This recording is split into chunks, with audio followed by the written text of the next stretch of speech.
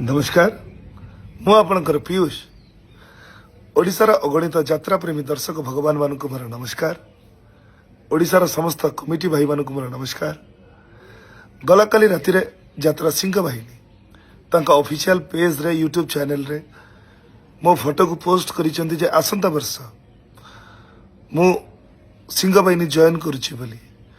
कथाटी संपूर्ण सत्य नुह कि संपूर्ण मिथ्या मध्य नुह कही रखिया पई चाहे यह जैसे अनुष्ठान को जीवाई बाबू सांगे मोर कथबार्ता होता चुक्ति होता किंतु समयानुक्रमे मालिक एवं कलाकार भितर जो बुझामणा जो समन्वय रहा कथा से समन्वयर घोर अभाव घटिला जद्वारा सुस्थ मस्तिष्क उक्त अनुष्ठान रे वर्षे काम करवा एवं 100% एफर्ट दबा मु सठिक भाविली नहीं।